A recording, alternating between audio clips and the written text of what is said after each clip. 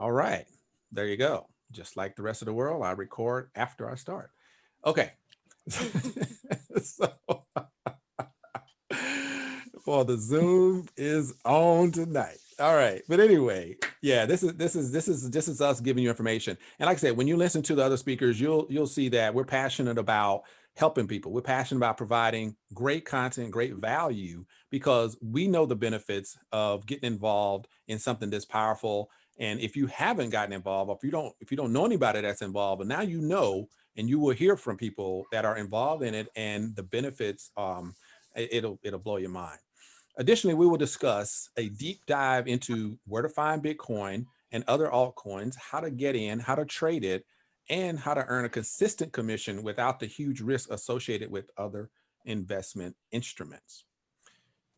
We'll make available additional lessons or additional sessions for level 2 or level 3 of this particular type session or program. Um, that gets into a lot of other things, but that's not what we're here for these 3 days.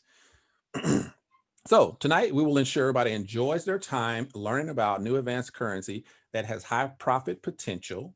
And when you understand how to handle it, you can lower the potential risk from trading or purchasing it. Our agenda tonight: to explore personal experiences about investing, your ideas on future security. Notice I said personal experiences because I am not financial advisor. I didn't go to school for that. I went to school of hard knocks. I lost, I won, I lost, I won, and now I'm winning. So that's why I'm here, is to provide my personal experience. And um, we're going to hear from some subject matter experts on the the business of marketing and earning Bitcoin. We're going to hear about financial strategies from respected analysts and talk about wealth building, like I said, personal experiences, things that people have actually done and how they've earned and how they gain. Hey, Damon, good to see you, man. And welcome, Crystal. And we will discuss current events about Bitcoin and institutional investment, and why the current events and why things are happening the way they're happening right now. We're going to talk terms and definitions, if you have time, related to Bitcoin and blockchain. So, with that being said, I would like, and we're going to talk about day 2 and talk about day 3, but I'll say that for the end. So, I wanted to at least get you kind of involved with what we're doing tonight. And like I said, we're going to hear from some awesome people tonight. Like I said, getting you introduced to Bitcoin, understanding kind of what it is, and kind of how it evolved, and why it's so awesome. We're going to talk a little bit about financial strategies. We're going to hear from another guest that has some insight about wealth building and some things that he has experienced. And we talk about current events. I know somebody has a question about, man, why did Bitcoin go over 20,000? But anyway, we'll get into that. We're going to talk a little bit about terms and definitions if we have time. So if you hear some terms that you don't understand, either ask the question, or guess what? We'll have a long session about those terms, which is essential. You have to kind of know some of those terms. It's a whole different language, some of the jargon that's used. So we want to make sure that you get it. If you have any questions, definitely do not leave here tonight without getting your questions answered. And if we can't answer it for some reason, then we will get you that answer. Um, Not a problem. And I Okay. heard you too, Rashid. So I'm glad to see you, brother. Hey, Anthony, Damon, same it is same a too. pleasure. Thank you so much. I'm going to make, okay, co-host. All right. So this what we're going to do right now is, I would like to go around the horn, and if you have yourself, hidden behind the proverbial blanket or cover, when you're speaking, if you could allow us to know who you are, um, and just give us a, name is fine, but if you want to give us name and where you're at, where you're from. And I kind of want to know, what is your, what I call LOU, level of understanding of Bitcoin or any type of, cryptocurrency. What have you heard? What do you know, and what's your interest? What's your expectation of tonight? So we could do that. obviously when you're on Zoom, what you're seeing is not what everybody else is seeing. So when I say top left or right, it may not be the same as what you see. So I won't say that. I will say, can we have, I should pick somebody that's hiding, but now we'll ask Juanita if you could go ahead and let us know what's going on, where you at, where you from, what's your interest, what's your expectation. Let's hear about it. Hey, Mr. Hill, and hey, everybody. It's good to see y'all's faces. It's good to see that other people are eager to learn about Bitcoin just as much as I am. Okay. I'm actually currently living in Copper's Cove. When I retired from the military, I came back from Germany, and I decided to come back to the Fort Hood area because my family resided here. So yeah, what brought me to Bitcoin at this point is because I want to gain knowledge about cryptocurrency in hopes that it expands wealth, long-term generational wealth. I'm not exactly sure because I'm completely ignorant to the whole entire process. So that's why I'm here. And I'm really thankful that, you posted the Facebook post the other day because this has been on my mind. Aside following people on YouTube and different social medias, I wanted to find out if there was someone that I could talk to personally who had the knowledge and the experience in this type of venture. So Okay. that's why I'm here. Excellent. Glad to have you. And we have, okay, well, be thinking of your questions. And like I said, I think after our first presentation, you'll probably be filled with answers, and I'll be like, man, she don't have no questions. This is terrible. But anyway, I always have questions, believe me. I know. I'm hey, you have my own stomping grounds over there, in North Carolina. Yeah, I was in Fayetteville for some time. I'm not in North Carolina. I'm in Fort Hood. You're in Fort Hood. Oh, you see, there's supposed to be 3 Juanitas on tonight. I'm sorry. Texas, right? It's Texas. Don't mess with Texas. That's I'm Fort telling Hood. you. Clean. That's what's up. That's what's up. Indeed, Okay. indeed. Well, definitely welcome. Yeah. Wow. All right, I'm slipping already. Okay, that's that's good stuff. All right. Hey, I tell you what, Damon, go ahead and let us know a little bit about you, so everybody know who you are. Okay, so I'm going to just go off memory, and if I miss any bit of information, just please remind me.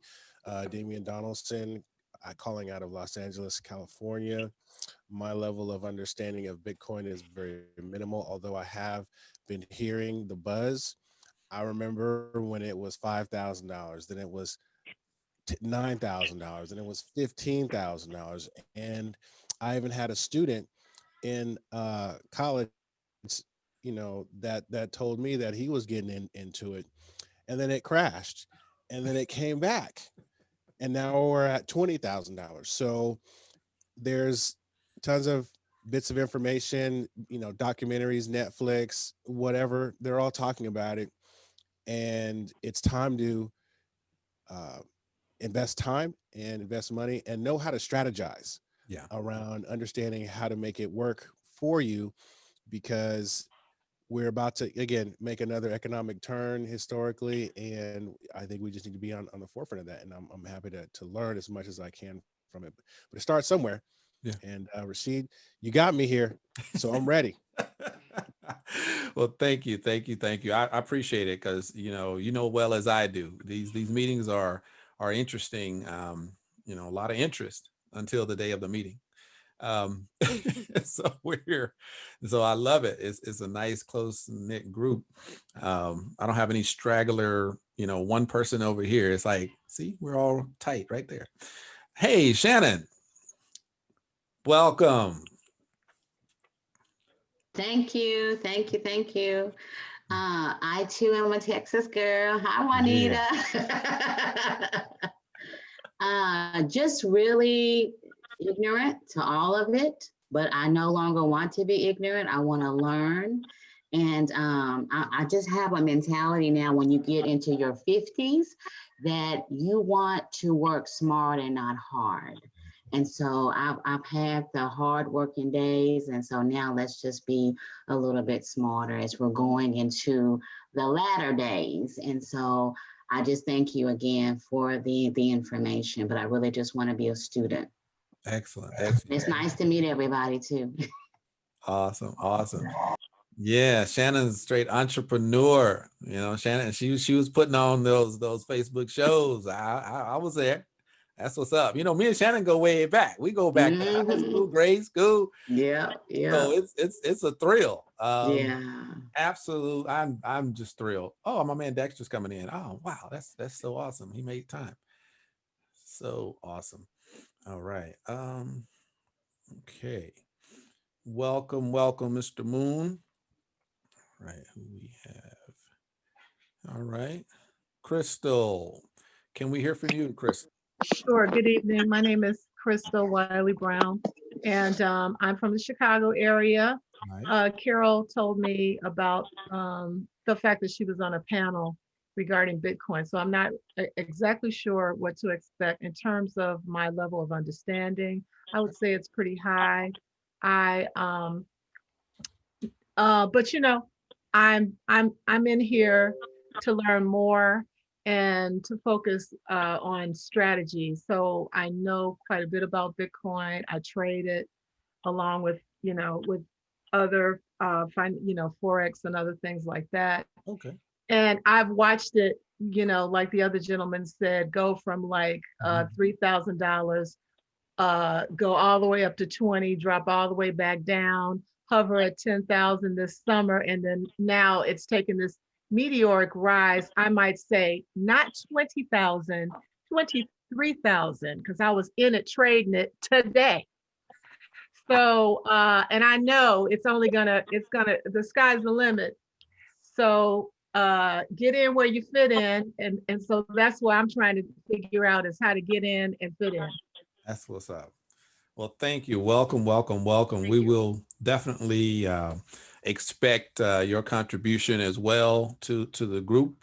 Like I said, I do my part in certain areas, and I'm a student for some time, and me and Carol, we go way back, and you know, we plan out some things before, and hey, we finally here. So so thank you, Crystal. Hey, CJ, let's hear from you.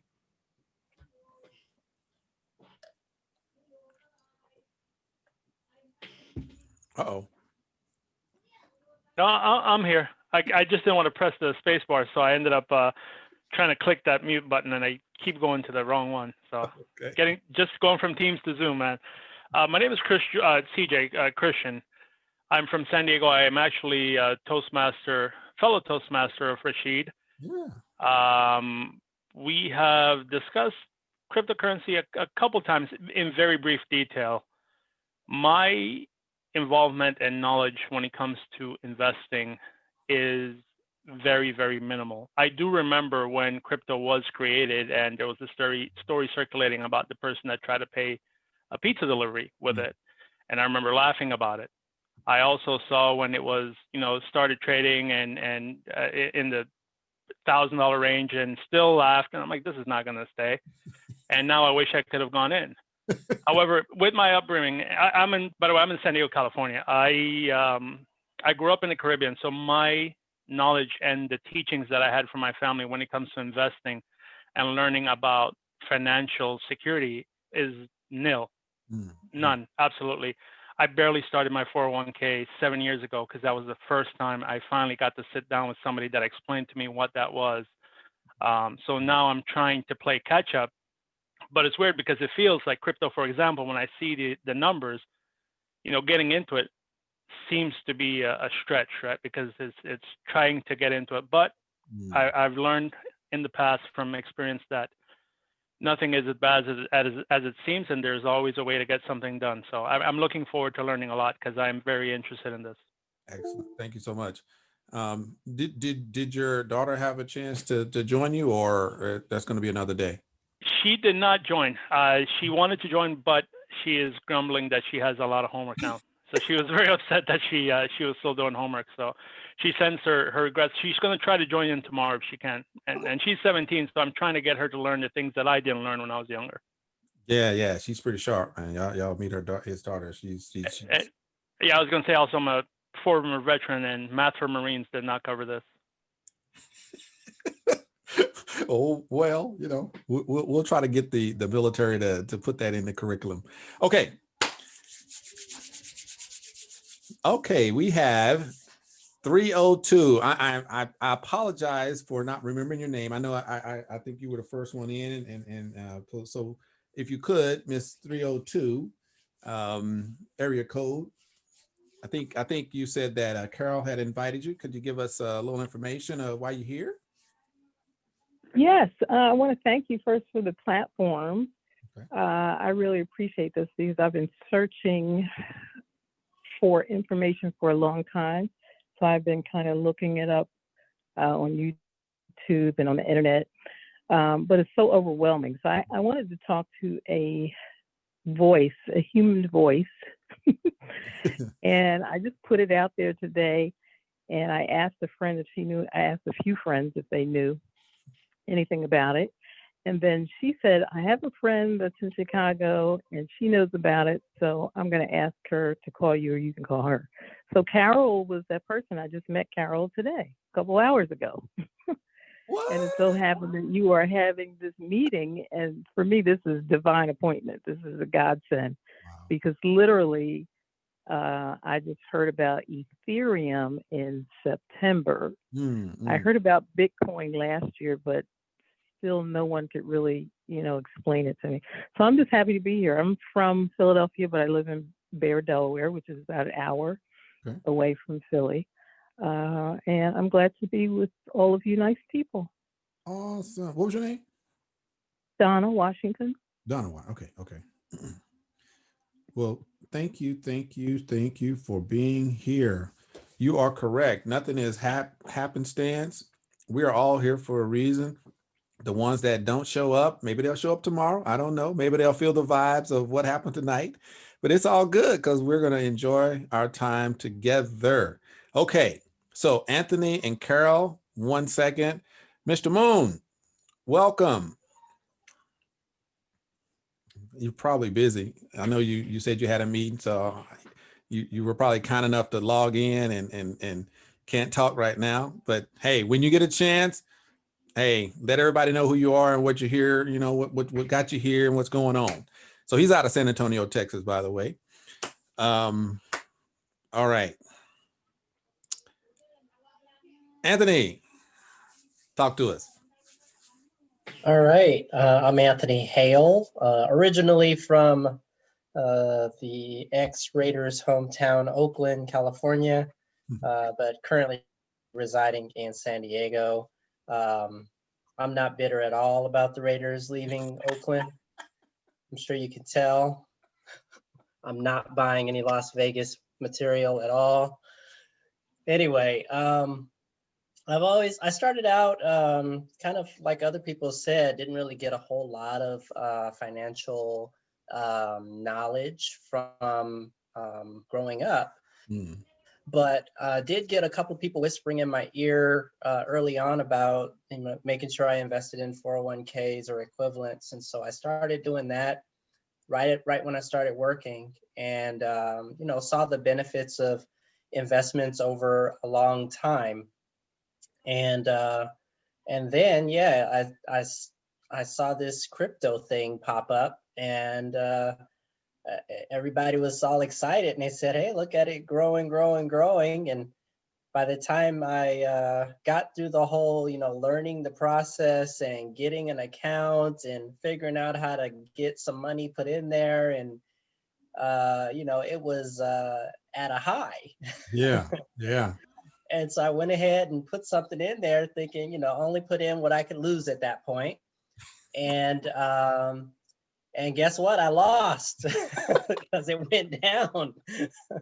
But I didn't know anything. I learned the process, but I didn't understand any of the real fundamentals behind it. And so I went and got smarter after I lost, and got some good fundamentals from different sources, Boyce Watkins being one of them.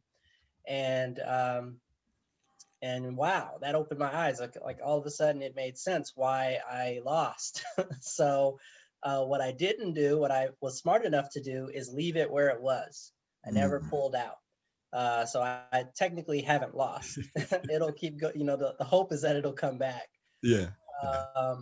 But I've started investing again. And again, unfortunately, I waited until it started getting exciting again. So right around that 15,000 mark, I was like, well, let me put a little more in there. And so I'm happy that it's up. But I'm also like, wow, if I had done it at 5 or 10, I would have either doubled or tripled whatever my investment was at that time. So I think that first big up and down was, there was a lot of unknowns. Mm-hmm. Now that we see it happening again, I think that people are going to get a little more confident. Yep. And when you have confidence mixed in with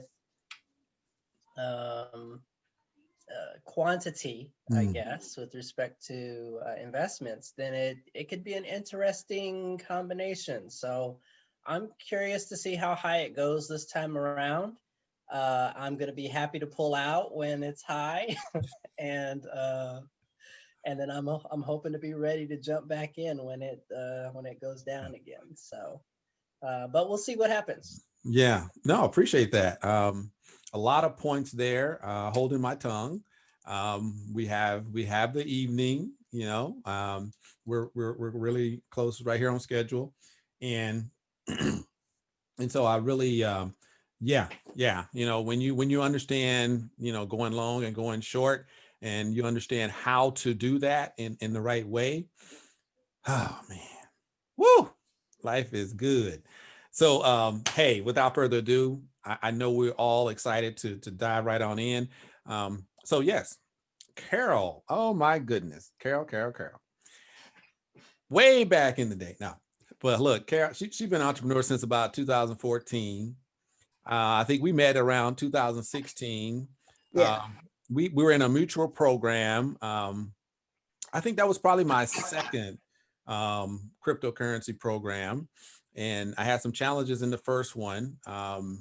Yeah, $10,000 worth of challenges, but that's okay. I'm not mad.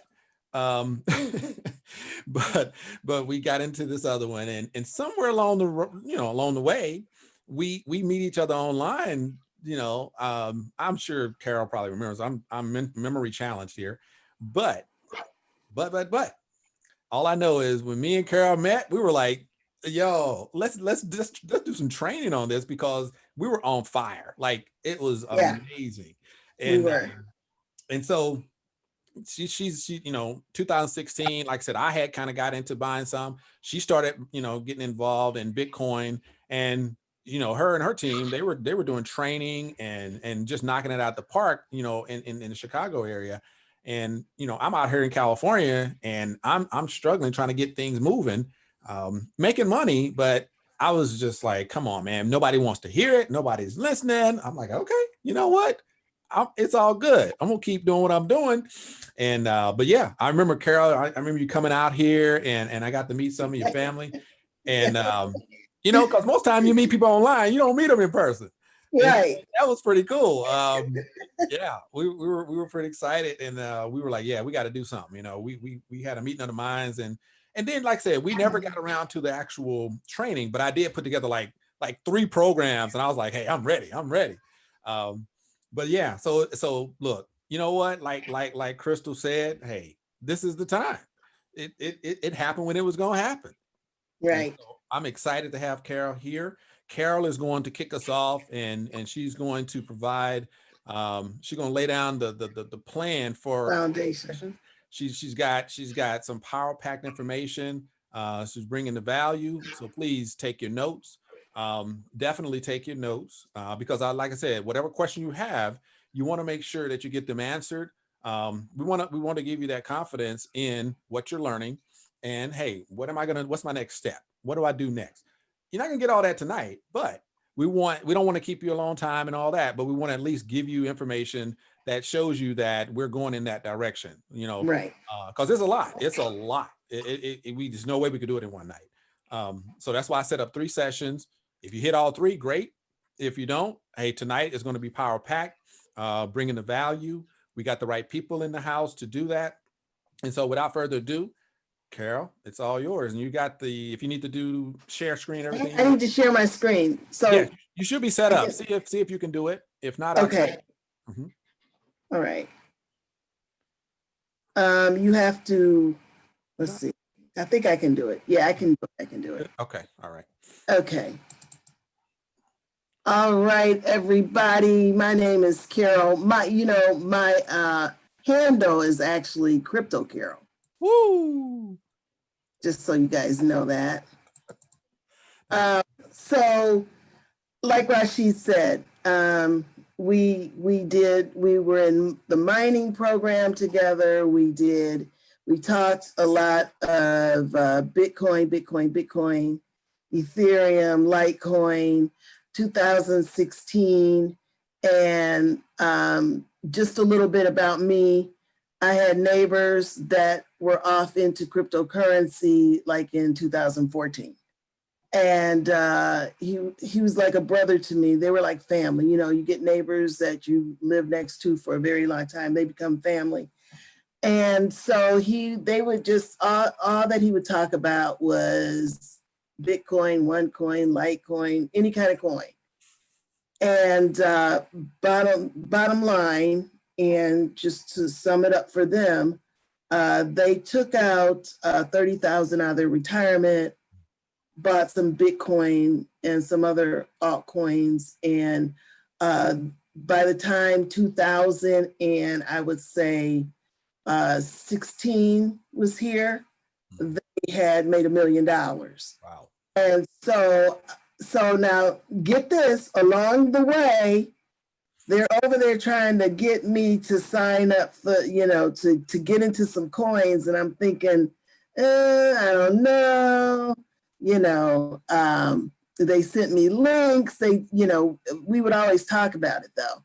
And so when they told me where they were, I said, oh, okay, I'm not gonna miss it another day. And I started getting involved. So that's how I got involved in Bitcoin in 2016 and went Bitcoin crazy. Part of me going Bitcoin crazy was because I'm a reader and I do a lot of reading. And so I realized that Bitcoin was going to be here to stay. And a lot of people knew about it. Certainly it was not the baby boomers. They didn't know about it. So I really couldn't have big conversations with them because they didn't know anything. And a lot of them really didn't want to know anything. But I had great conversations with the younger people. And, I hung out in co-working spaces for business and they'd all be talking Bitcoin and I'd be talking Bitcoin and it was just great. And I knew that I was going to have to help my people. So I started a slide presentation that I would do at my co-working space every week in 2016 called Don't Get Left Behind, as you see on the screen, Cryptocurrency 101. And I knew I was going to have to start at the base, building a foundation because, like Rashid was saying, nobody knows terms. They don't really know a whole lot, but I had to build that foundation so that my people would not get left behind. And so I'm going to start the presentation. Now, this is the exact presentation that I was doing in 2016. Now, I updated some slides, but it's just foundational. So let's begin.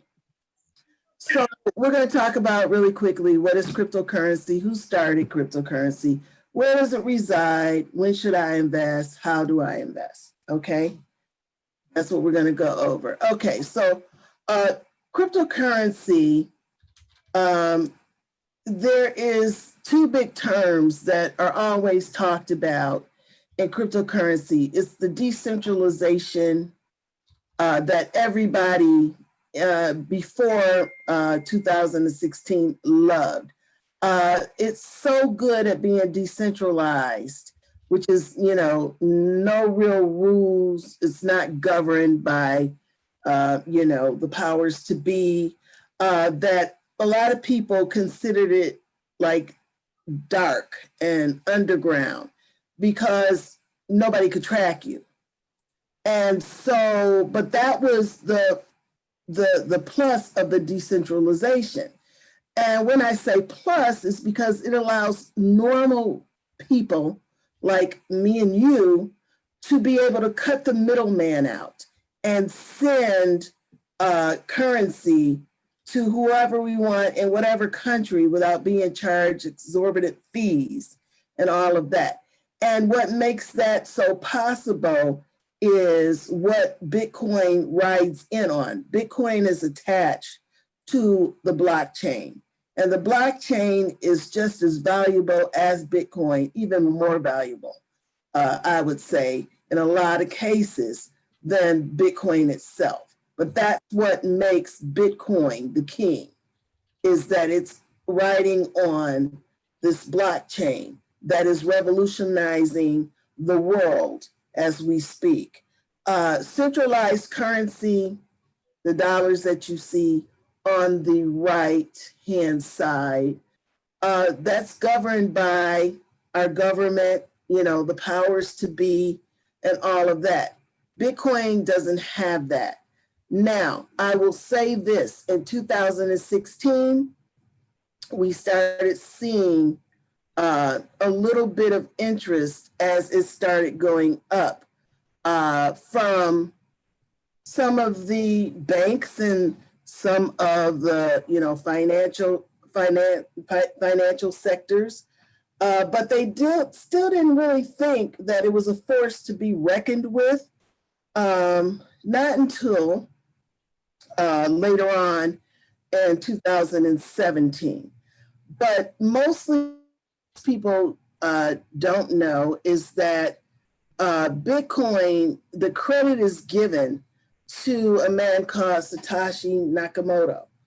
But it's basically a group that really started Bitcoin. And a lot of the people who are in the group are unknown. We don't have their names, but they designed the Bitcoin and they designed the blockchain. And if you ever go to Bitcoin's site, you can get the kit for the blockchain to be able to use that in whatever you're doing. So if you are a person that is always developing something, perhaps your creation or your invention could use some help by adding the blockchain to it. So there's a kit, anybody can use the blockchain, okay? So the blockchain is available for everyone. And so big businesses have now got involved with that blockchain process. So let's keep going. Okay, so Bitcoin has been innovative.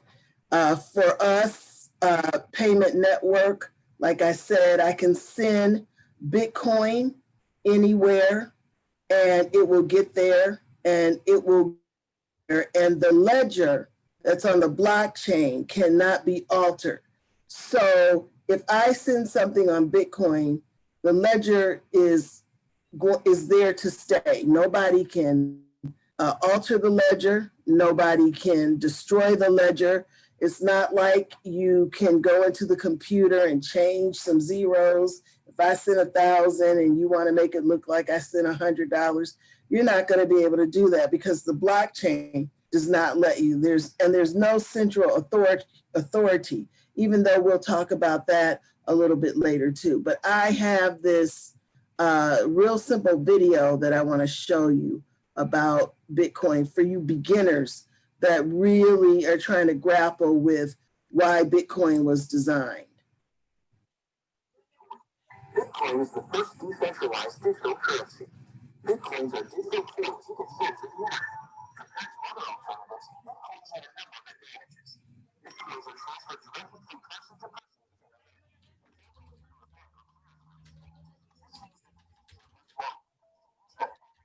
Can't hear it. It's kind of fading out. Can you hear it? It's fading out a little bit. You might need to change the share screen settings to get that to pump through your. What'd you say? You might have to change your share screen settings to get that audio to pump through. Bitcoins is sending an email, and wait. you can purchase anything with Bitcoin. That's better. That's better. The volume's good. Bitcoin network is secured by individuals called miners. Miners are rewarded newly generated Bitcoins for verifying transactions. After transactions are verified, they are recorded.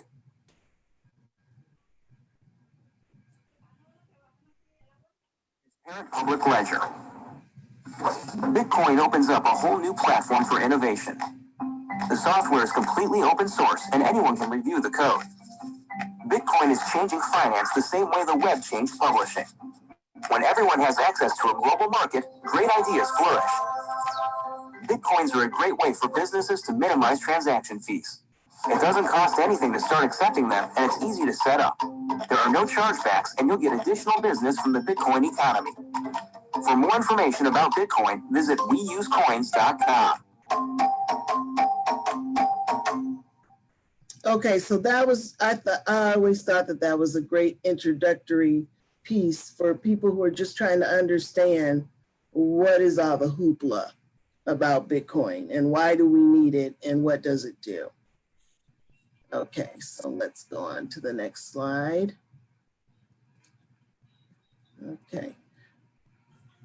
Okay, so we talk about trying to know just a little bit about Bitcoin. And one of the main things is that, you know, every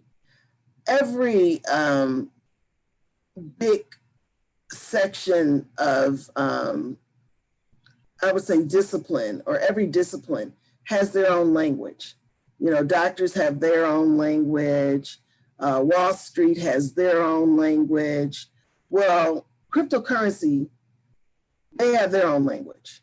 Okay, so let's talk about the blockchain. So I'm sure you're hearing a lot out there about what is the blockchain, but and why it's so important. But blockchain is a huge file of information, and it will contain the complete history or transaction of every coin that you've ever sent.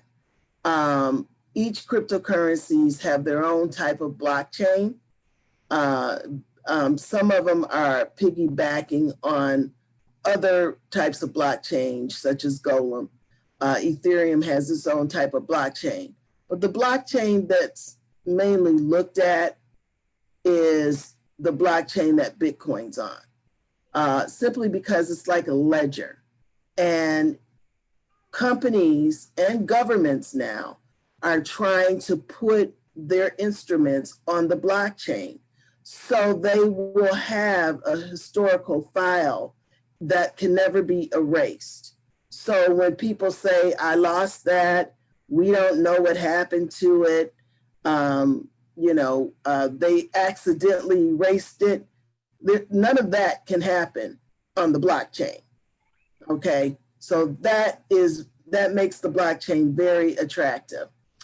Another term that you got to get used to is your digital wallet. Digital wallet is where you're going to store your money. You don't store it in your physical wallet, but you store it in a digital wallet. It's either software or on a computer, and it allows you to interact with your digital coins and store them at a digital address. So if I wanted to send you some Bitcoin right now, I would ask for your digital wallet address. And it's a sequence of letters and numbers, and it's between 27 and 34 characters. Every address is unique. And you would tell me what your Bitcoin address is. Now, I would suggest that you don't verbally tell me, because it's so many letters, as you can see, that make up your address, but you can usually scan it. And that way I would get what your address is, or you could copy and paste, or whatever whatever wallet you have, they can send it to me, or you can send me from your wallet what your address is. And so that is how we get your address to send you the coins. And that was what I would do if you said you wanted to send me some coins. I would say, let me send you my digital wallet address, and then you could send me some coins. So that is one of the bigger things that are always discussed in Bitcoin. Private key, every digital address has a unique private key. That gives you the power to open it up without the need of a password. So when you set up your own digital wallet, you know, they will give you a private key. You should make a point of storing it safely. Don't share it with anything. Now, if you lose your password, it's that key that's going to get you back in the password. It's usually like maybe 12, a series of like 12 words, 12 to 15 words, and you got to know what they are, and you got to know the sequence of them, and you put them in there, and then they're like, yeah, that's you. And then you can go on and get into your digital wallet. Now, there is something called the hardware wallet, and I have one of those. Let me see if I can grab it real quick and show you kind of what it looks like. I have the Nano Ledger 5. Can you guys see that here? Can you see it?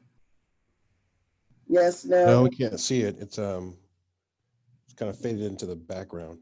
Virtual background is killing it. Oh, my beach scene is killing it? Okay, well, I'll just tell you, I use the Ledger Nano 5. It's the currency hard wallet, hardware wallet. I use that because I can store my cryptos on here. I don't have to leave them, you know, in my wallet. Sometimes you might not want to leave it in your wallet, okay? So you can put it in your hardware. So this is very popular. Okay, also, one of my favorite things to do, and this is where we're going to talk about government getting involved.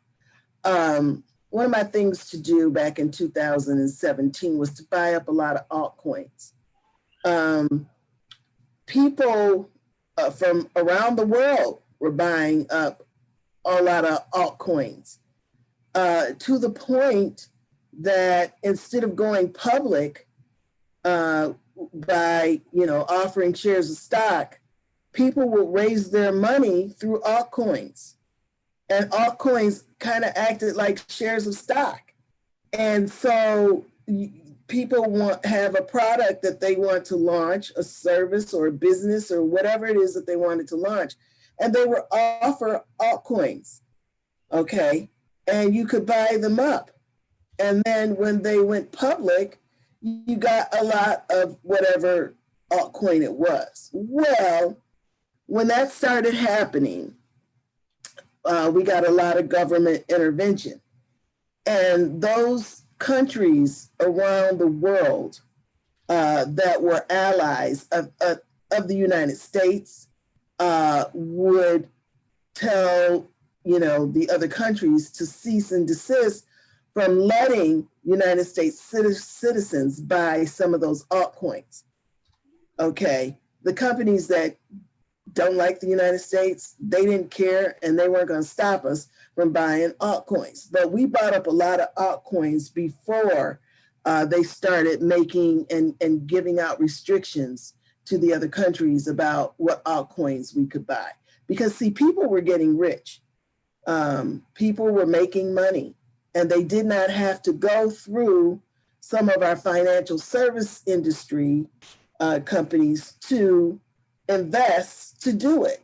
So, and you didn't have to be, here's my favorite, an accredited investor.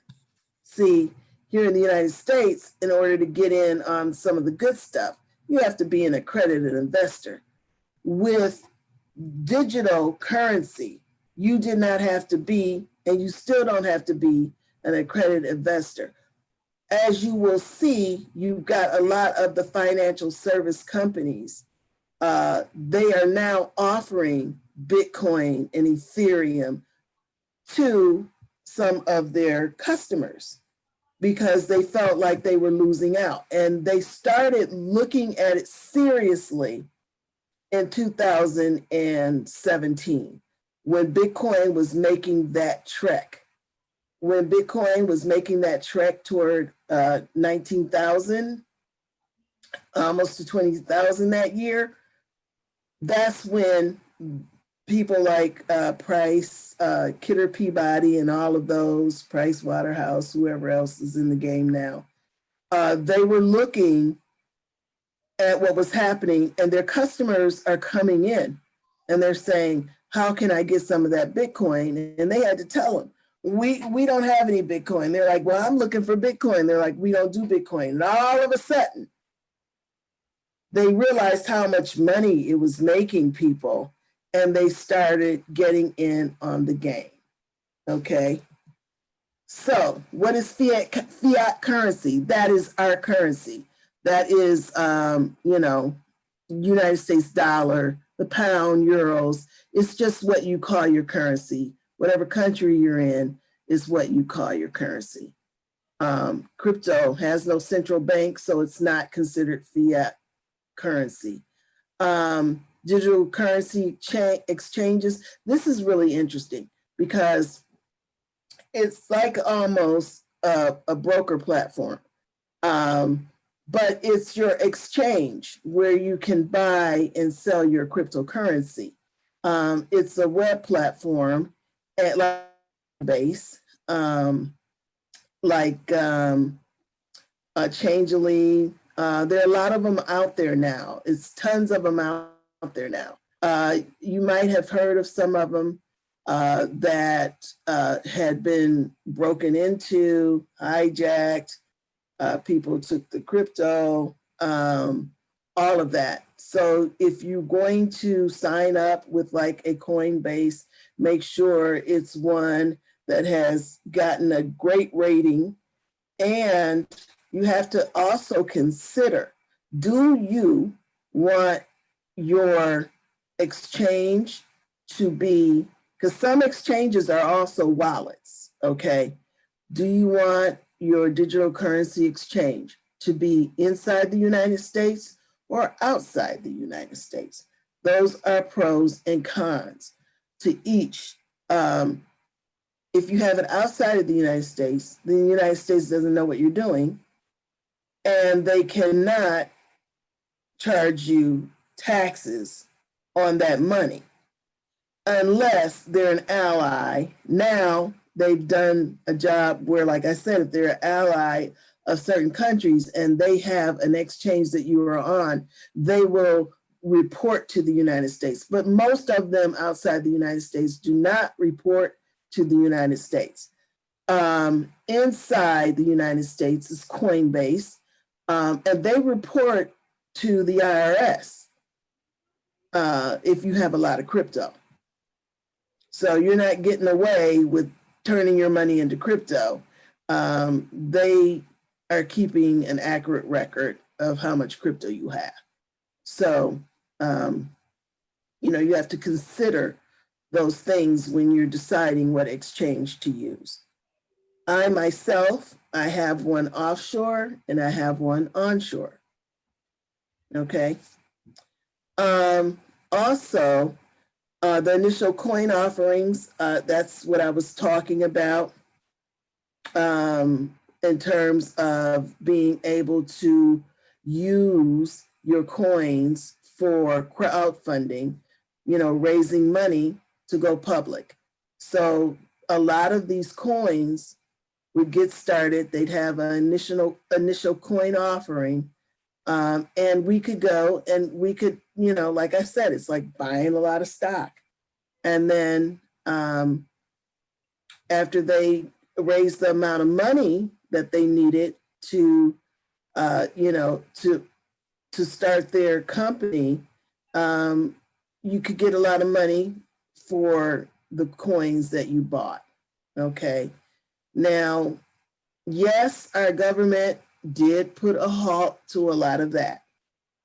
And some of it was warranted and some of it was not warranted. But, you know, they were missing out on a lot of that money. And also, I would say a lot of what they wanted to stress to the people in the United States was that you could put your money out there, and if we don't sanction it, they could run away with your money and you'd never see it again. And is that true? Yes, that can be true. So they had put some initial rules and regulations now about ICOs, which were initial coin offerings. Boy, was that hot in 2016 and 17. But it's not as hot now because of the government. Okay, DApp is shorthand for decentralized applications, piece of software with a interface, but it utilizes a decentralized backend. So they typically use this for smart contracts and on the blockchain. What is a smart contract? Smart contracts help people exchange money, property, shares, pretty much anything in a transparent, conflict-free way.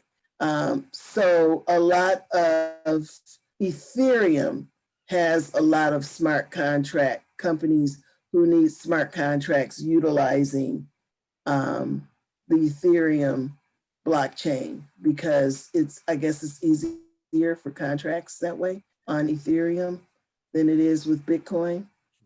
So that's what I hear. But open source is, like I said, you could go to the Bitcoin site and you can get the open source software kit that has the code for the blockchain if you're trying to develop something. So all is not lost, people. If you are creative and you have something in your mind that you think could benefit off the blockchain, go for it. Okay, so let's talk about what has happened over some years. This slide was September of 2017. Bitcoin at the beginning of on September 17th was $3,561. At the end of October of 2017, Bitcoin was $5,812. So as you can see, it was starting to rally that year. And boy, were we having a field day watching it rally because we had bought our Bitcoins when they were about like $1,200. And we were watching it go up and up and up and up and up and up and up. And I'm teaching and I'm teaching and I'm teaching and I'm trying to get people to understand what's happening here. How do you get into it? So as you will see, we are far cry from $3,561. That was October of 2017. But by the time we got to November of 2017, it must have been about $17,000. Okay, and by the time we got to Christmas of 2017, it was about $19,000. And then it did a market correction and went all the way back down in January of 2018. But Bitcoin did make history yesterday when Bitcoin shot past 20,000 for the first time ever. The ROI was 185%. And it actually went to 23,000 today. This morning it was $23,000. Saw it with my own eyes. Yeah. And I was like, woo, look at Biddy. So yeah, that was a good feeling. That was a really good feeling. So is Bitcoin on fire? You bet it is. It's on fire yet once again. Because remember, it was on fire in 2017. Now we're in 2020 and it's on fire again. We welcome all fires. Okay, so like I said, Bitcoin in 2017 was 5,000. And Bitcoin right now, as we speak, because I went and got this slide so it would be as current as possible. Now it's like $22,710. Okay, so that's where we are with Bitcoin. $22,710 as we speak. It's hovering somewhere around there. Can I still invest now? Now, let's talk about that really quickly. Now, when most people are asking, can they invest? They just want to get a wallet, like go to Coinbase, open up a wallet, and you guys know, some of you do, we have different ways to open our Bitcoin, to get our Bitcoin now. We can do it right on Square's Cash App. Oh my God, is that the simplest thing ever? Right on Cash App, you can buy some Bitcoin, y'all. You don't have to go through a lot of red tape. You can buy it right off of Cash App. You can also buy stock off of Cash App. Okay, so it's easy to get now. It's easy to get. In 2016, it had to be from someplace like a Coinbase. You could not have bought it from Cash App or PayPal, because you can get it from PayPal now too. So I'm just excited that anybody can get a hold of it and it's easy to get. So can you still invest now? Well, that all depends. Now, I was taught to buy low and sell high. And my gosh, it's pretty high. But all may not be lost, because the predictions are that it's going to be going up at least a half a dozen times before we break through to the $30,000 range later in 2021.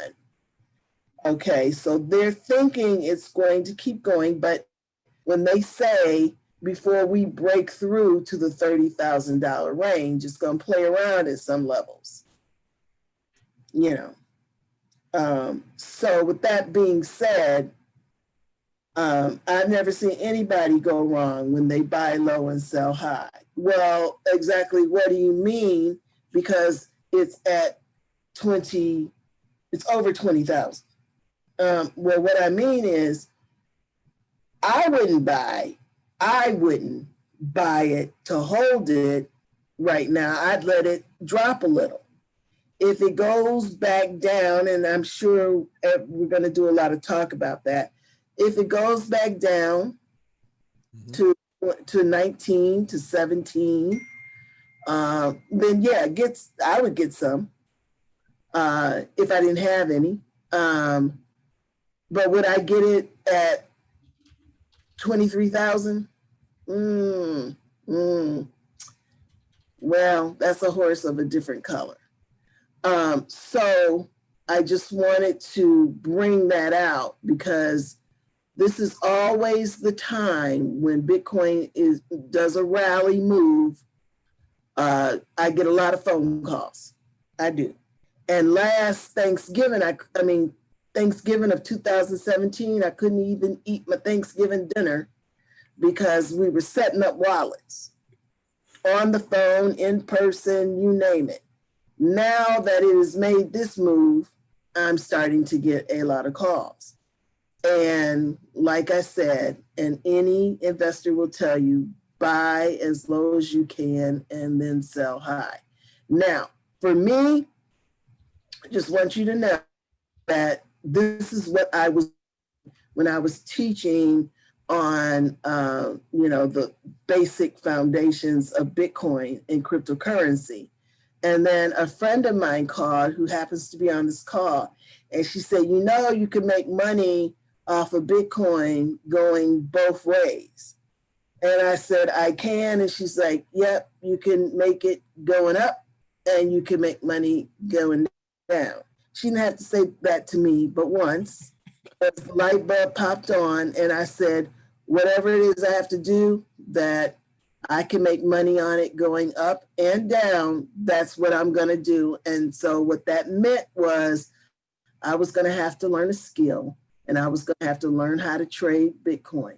So I, like Crystal, have learned how to trade Bitcoin so we can make money on Bitcoin, whether it's going up or going down. It doesn't matter. So with that being said, I have a test question for you guys before my segment is over. And who can tell me and describe decentralization versus centralization? Who wants? Okay, well, that's easy. This is David Johnson. Centralization is where it can be tracked by the government. It's operating under the auspices of a government. Decentralized is that it does not have those tracking mechanisms to regulate it per se. However, the blockchain is what's giving us the tracking mechanism, which isn't controlled by any entity at this moment. Exactly. You get an A. And so can somebody else name the first cryptocurrency? Uh-oh. Do I see hands? Should be a race. Daddy, come on. What is Was the it Dash? first Was it cryptocurrency? Dash? Was it you get an Dash? A. Did I hear somebody say Bitcoin? Yep. Yeah. Okay. That's what's up. That's right. That's right. So are there any questions before I turn this back over to Rashid? Speak now or forever hold your peace. Yes, this is Damien. I have a couple questions. I was informed that because of the price, some people may be discouraged to buy a Bitcoin, but Bitcoin can be purchased in fractions. Yes. Right. And so I'm curious to know, what's the entryway dollar amount to get, or what's the smallest denomination fraction that you can, jump into this? And is there a certain amount that you need to have in order to officially get your, Bitcoin? I don't know if it's certification or something. Well, okay. So let me tell you this. Yes, Bitcoin fractions, they're great. I love them. You can go to Coinbase. You can put $25 in there and buy a fraction of a Bitcoin. And as Bitcoin goes up, your $25 is going to go up. Mm-hmm. As Bitcoin goes down, your $25 is going to go down. You see where I'm going with that? So just know that, yes, you can buy a fraction. You can get on Square's Cash App and buy $20, $10 worth of Bitcoin. And as Bitcoin goes up, your $20 is going to go up. As Bitcoin goes down, your $20 is going to go down. So that's how that works. So yes, you can get fractions. That sounds good. And one last question before I turn it over to the audience, because when I went to grad school, everybody hated me. I was the one who had all the questions. Okay. They're like, let us go home, Damon. I was like, not until I get my money's worth. So questions, hopefully I have answers. So I'm curious to know, when we're looking at fluctuations, right, with Bitcoin, what are some of the factors that we should be paying attention to that affects Bitcoin? The reason being is because there was a time where I heard there was a dip, there was a drop. It almost went down to, almost, I wouldn't say nothing, but it had a significant drop, right? And people were saying, well, it was because one of the many reasons is because it depends on how many people, jump on. It depends on how many people start using it as an actual like currency. And then there was something where there's some other market factor that just hit Bitcoin, right? And so I'm curious to know, what do you know about some of those factors, and how can that inform our decision as to when to buy and when not to buy, or when to just hold on to our confidence that it's just going to recover? Well, Bitcoin, first, let me say, does not operate like stocks at all. And Bitcoin, when it made that rally in 2017 and went all the way up to the top, a lot of it going back down had to do with the banks and some of the financial sectors trying to get their hands on Bitcoin. And so they did everything they could to be able to get in the game and make money off of Bitcoin. So you could actually see when we were trading, when institutions were in there fooling around with Bitcoin. Okay. And other countries, remember, everybody has their hand in Bitcoin. Korea went crazy over Bitcoin. China went crazy over Bitcoin. And so at certain times, you could see the fluctuation on happening because China was buying up lots of Bitcoins, or Korea was dumping lots of Bitcoins. So for whatever the reason that they were doing that, you'd be able to see that in the market. So one of the things that I do know of, and some of the other veterans might know too, that I kept my eye on, was the institutions, because they were doing all kind of things with Bitcoin. And if you remember, if you guys watch the news, Jamie Dimon of Chase Bank said, like in 2016 or 17, that he would buy Bitcoins, and that any of his employees that bought Bitcoin, he was going to fire them. And then as Bitcoin started rallying, yes, he said it. He said it. And as Bitcoin started rallying, going to 20,000, guess who bought up a bunch of Bitcoin? Of course he did. Of course, right. Of course he did. And so therefore now there, when you're talking about portfolio management at some of these banking institutions and financial institutions, part of that is Bitcoin. Okay, one last question. I promise you, I'm gonna stop. Yeah, right. Hopefully I can answer it. And if I can't, some of the other veterans can weigh in on it. Okay, and this is a tax question, because I know there was a conversation, there's some information that you had kind of shared with us about taxes, and now the IRS is starting to get involved with this. Like for me, when I'm thinking about this, there's gains, there's capital gains, and that is taxed at whatever particular rate. Bitcoin is an unusual kind of specimen in its own right. So is it standardized as a capital gains, and is it taxed at that same rate, or is Bitcoin or cryptocurrency taxed at a different rate because it is something that they may not have their hands on? Okay, so at the beginning, when people were not paying attention, it was not taxed as capital gains. It was taxed as holding property, sort of like holding, if you went out and bought the Mona Lisa and you held it, right? It was not treated as capital gains at all. It was not in that category.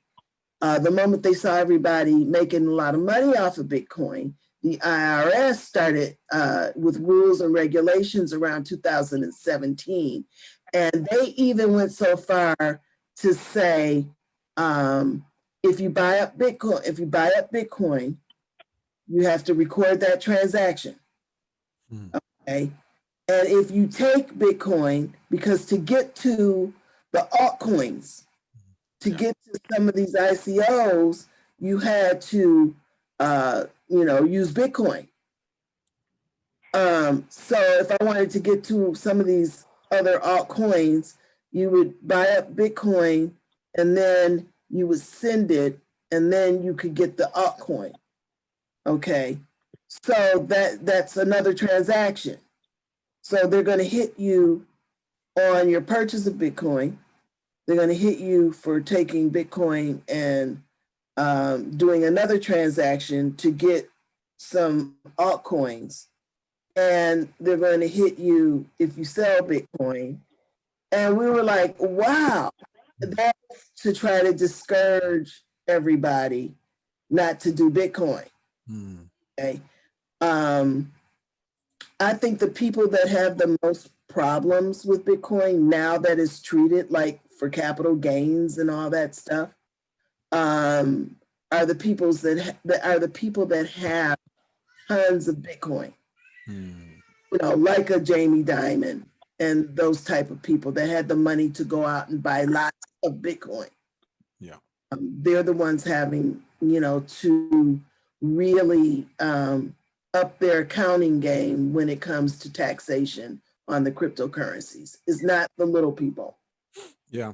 There was this week I noticed there's an article that talked about the IRS is getting pretty slick.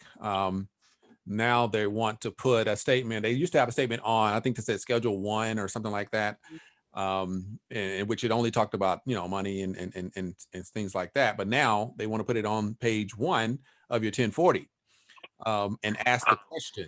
Now, what they're doing is they're asking the question to see if you're, yes, I have or I don't have. But one of the things the article talked about was it's at a certain level. So just like if you're, if you make less than 10,000 a year or something like that, obviously you don't have to file taxes or you don't have to report your income. And so it's the same thing. If you make, less than, that's what they're working on is what is that number? If you make less than a certain amount, then you don't have to report it. So obviously I'm always going to make that amount. So that's kind of, that's the challenge. So yeah, I mean, there's ways to work around it. I've had to work through some of those things with tax law and stuff like that because of working overseas and this and that. But yeah, so definitely a good question. There's something to think about. There was a question earlier. I know that I think Shannon, she had asked if should we watch this daily based on the volatility. And so, I think about that as well. And I knew that would probably be something that, thank you so much, Carol, for the presentation. And, if there's any more questions, definitely Pete, just go ahead and ask anyone. But yeah, should we watch it daily? So with Bitcoin, like I said, it's very volatile. So as you've heard, you see it go up, you see it go down, you see it go up, you see it go down. So it would be a challenge if you wanted to watch it, daily. One of the things that I do, and this is just kind of like I said, my personal experience is, yes, I have the long-term play, whereas I let it ride. I've been in it since, like I said, it was about 4,500, something like that. The first time it did it again, but I did that. And when it went up to 20,000, I didn't take it out. I was like, hey, I'm gonna let it ride. And yeah, it was a little, when it went back down, it felt kind of hard. So what I did after that though, I would take a look at it at certain intervals. So because I get notifications every day. So I'll look and see what it is. And if it's going up, anything over my investment, I took out and put in my wallet. And I left the principal in there. And every time it went over that amount, I start taking out a certain amount. And then when it started to grow really fast, when you're talking tens of thousands, then I would only take out maybe half and put it over there. And so I wouldn't leave it all in there anymore because of that time.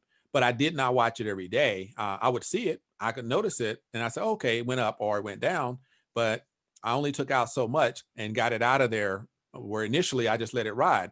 Now, my intention and my understanding and my belief is that it will last, it will go on, and it will continue to grow. Like she said, 30,000, 50,000, and there's numbers that, you know, we won't even discuss that some people say it's going to go, but they can show you the calculations on why they say that. So the proof is in the numbers. And, you know, one thing I understand about numbers are numbers. Numbers don't lie. It's just numbers.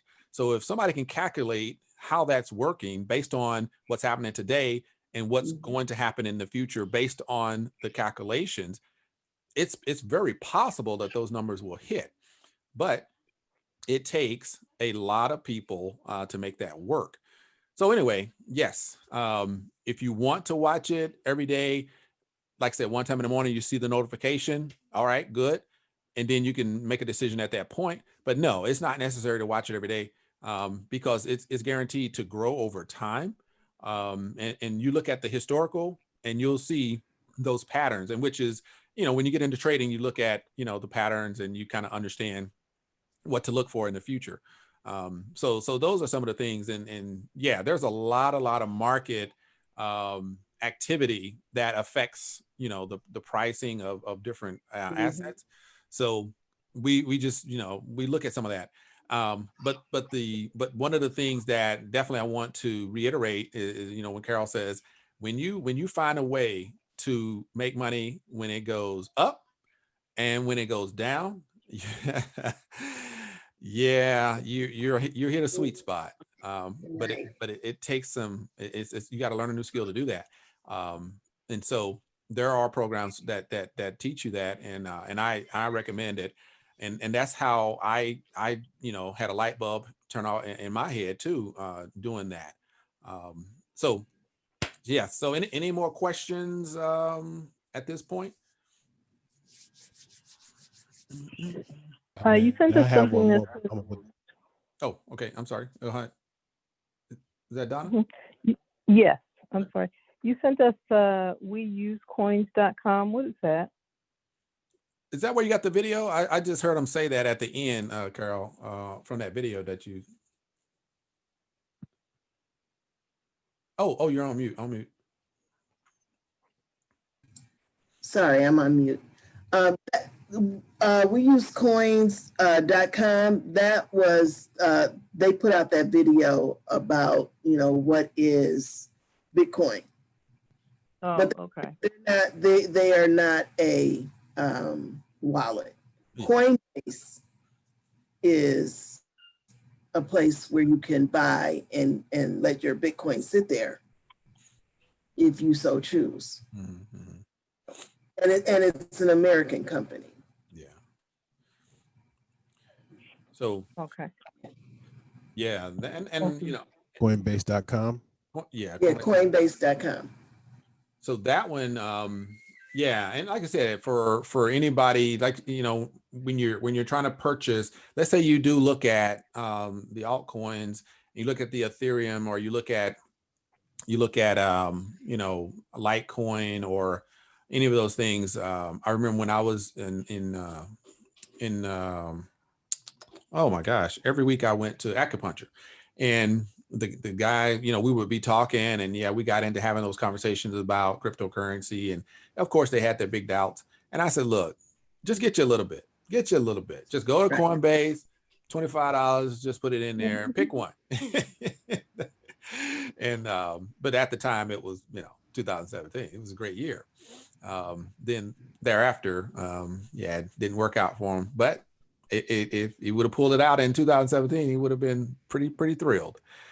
But yeah, that's the trick, is just the volatility of it. So what we've done, and you know, and I know Carol has done as well, and I believe Crystal, is, yes, that's one route. But we've definitely got into programs where the volatility really is not as much of a factor, and that's really the essence of having this discussion and having this conversation, so you all will know that yes, this is the truth. This is what really goes on. This is some history. This is how it works. But when you can get that ground level and understand it a little better, now here's programs that will actually give you the opportunity to make it and earn Bitcoin, earn dollars, convert your dollar, you know, your Bitcoin into dollars or whatever you want to do with it, no matter what the economy does. So that's where we really want to get you to that point. Okay. Yes. So yeah, anything else?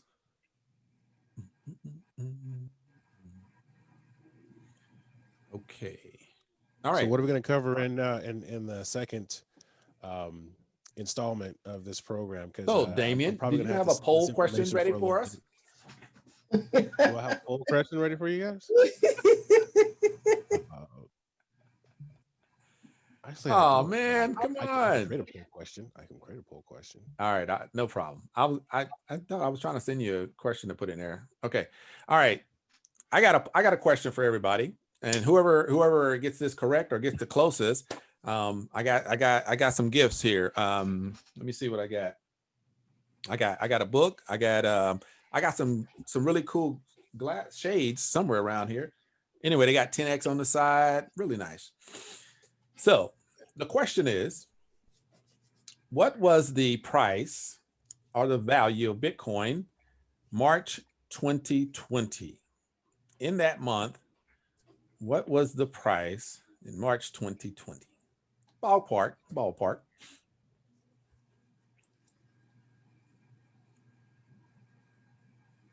I see you, Julian, Mr. Julian, and we'll hold on that for a second. Anybody else?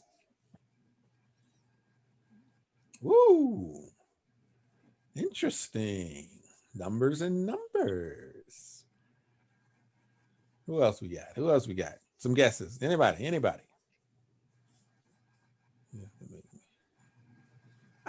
Okay, yeah, makes sense. All right. I mean, I could go Google it, but No, don't do that. I'm just a guess. It's fine.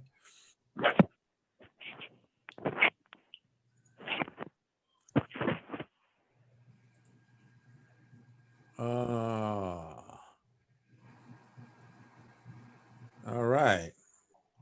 Who we got on here? We got Crystal. We got no, don't be looking it up.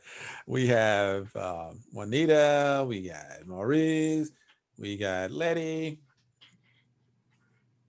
Donna, did you make a guess already? No, I didn't. Give me a number. What do you think? 6,000. You said 6? Yeah. Okay, so we got 6,000. Okay. Anybody else?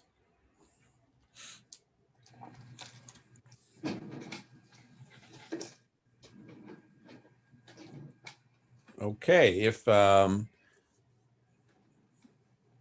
you want to put it in the chat, that's fine. Just looking to see if we have any contribution from who we got over here. Let me check right quick. So we have CJ, we got Shannon, we have Donna. Oh, let's see.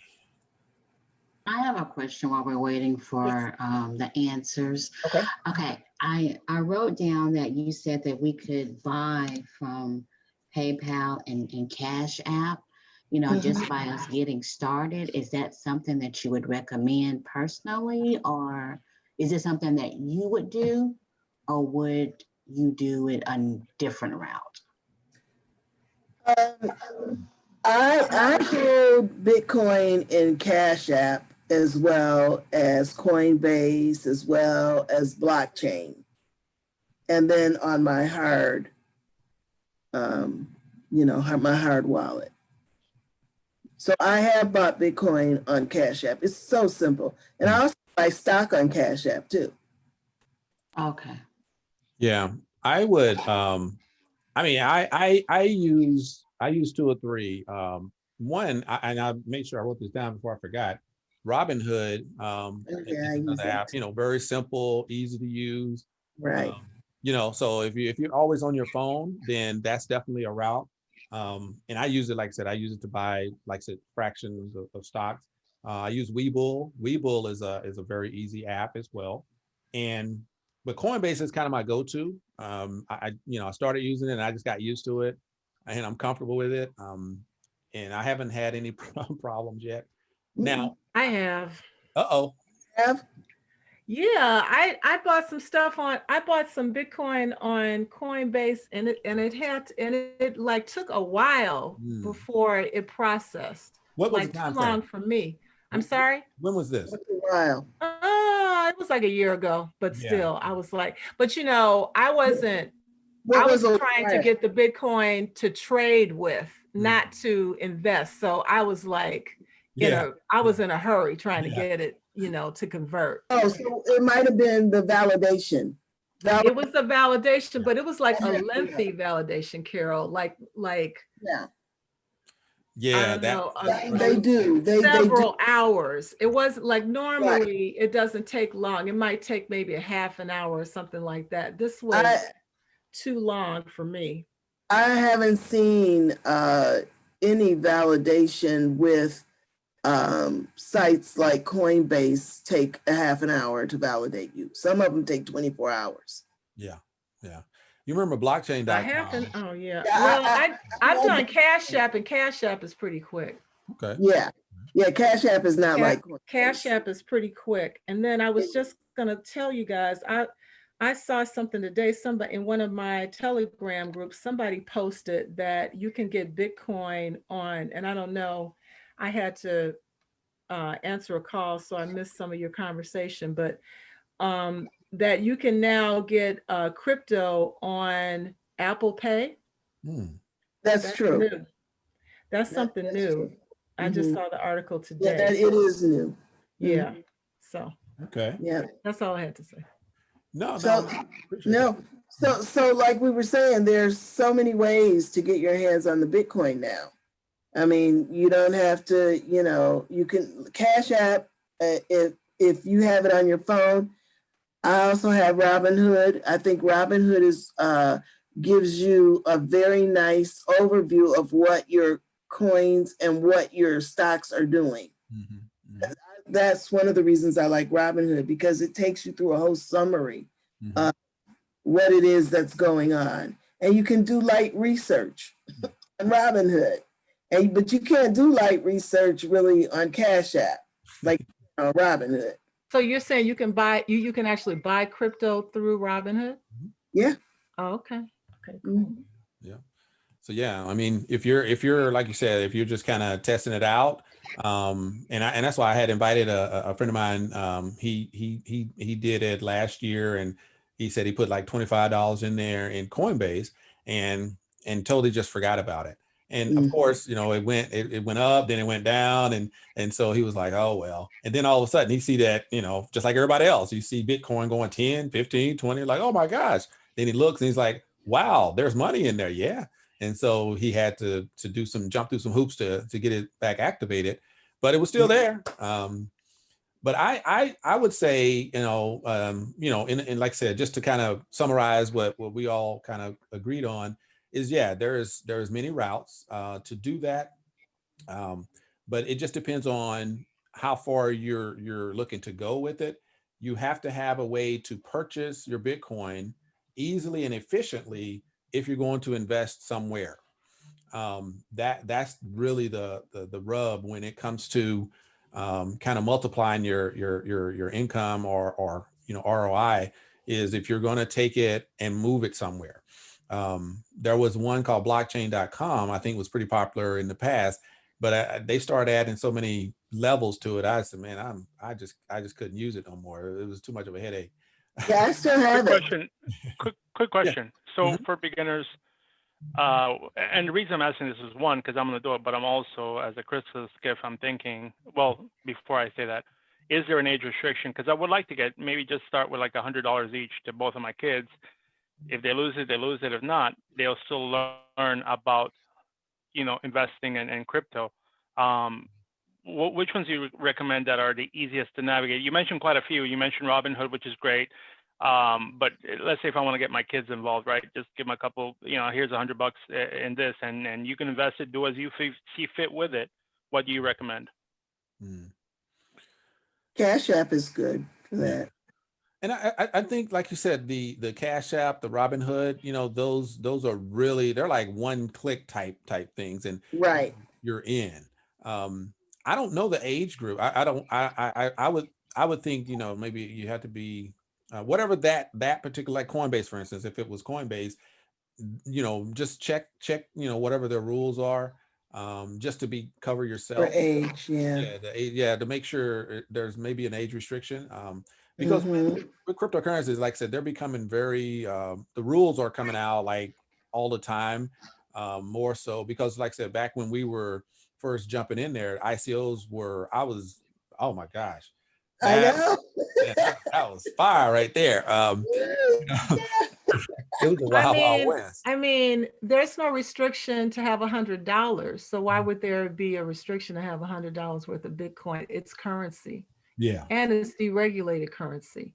So Yeah. why would there be a restriction? What Well, was, it may not be the restriction of the currency itself, but a lot of these entities, Platforms. yeah, they try to protect themselves Yeah. because these are minors.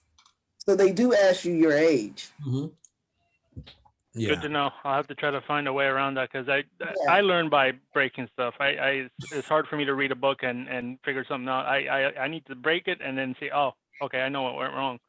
So I was hoping that they could do the same.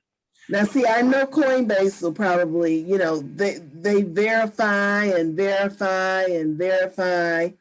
But I can tell you that, like Crystal said, Cash App doesn't verify like Coinbase does. So you might have better success at, you know, having them. I mean, who doesn't have Cash App on their phone these days? Even I don't.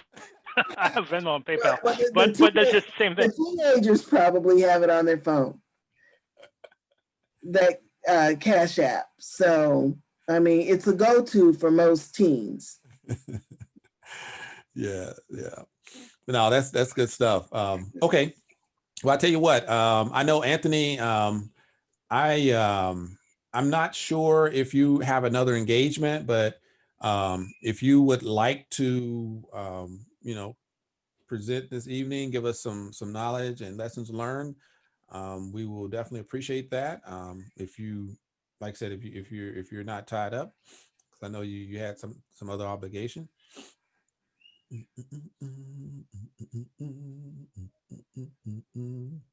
But that, well, he might be, I know he said he had something else, but he at least hung in there with us.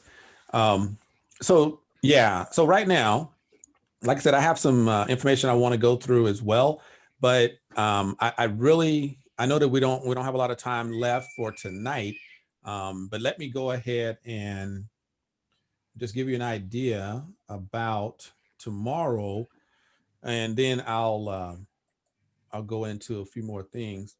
So what I'm thinking about putting together for tomorrow is a continuation of, obviously, we want to get those questions answered. We want to talk about, like I said, where you will have the easiest and most effective above the, you know, above the law, you know, no shifty stuff. We're just giving you the information as it is.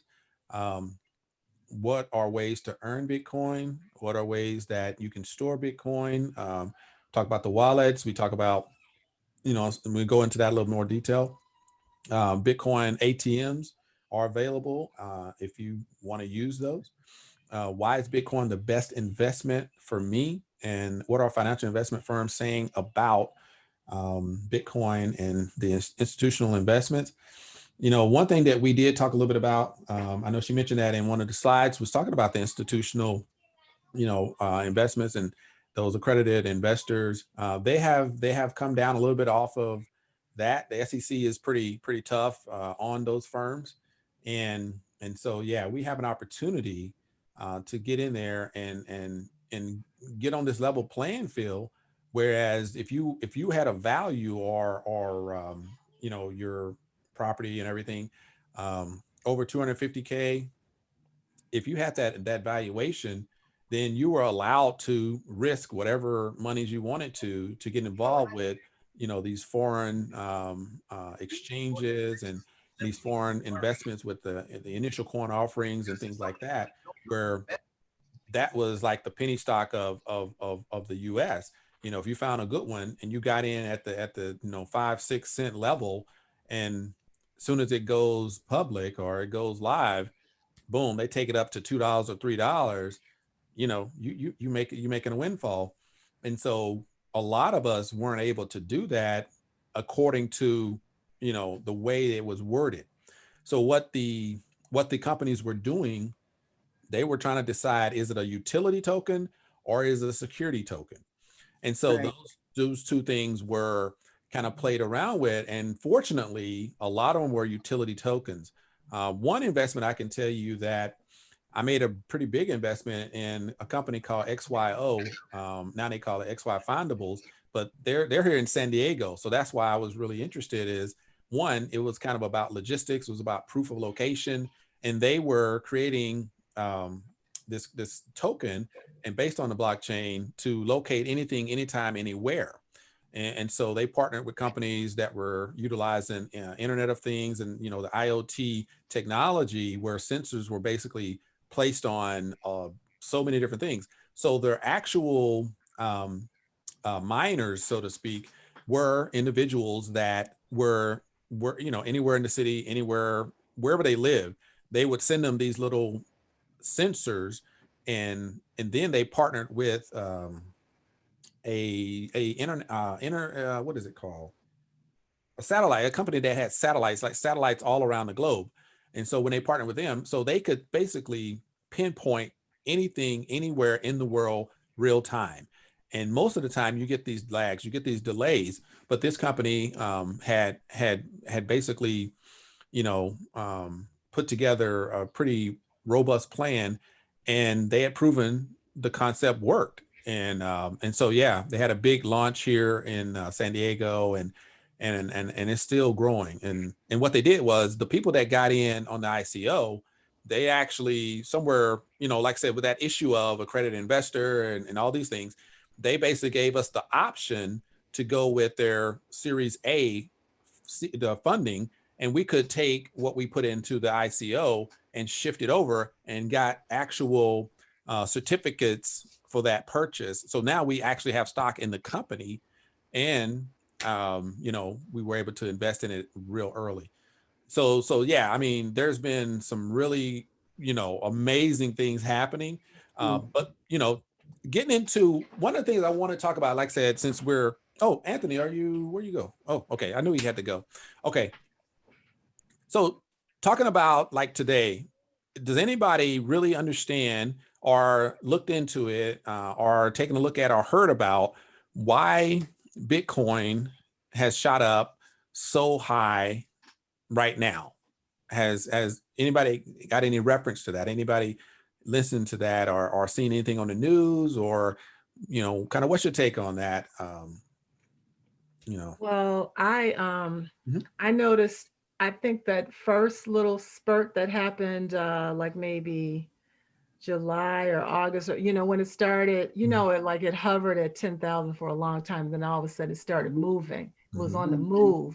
And that's when PayPal made that announcement that that Bitcoin was going to be where you can get Bitcoin through PayPal, right? Right. Yes. Okay, so that kind of like is initiated it.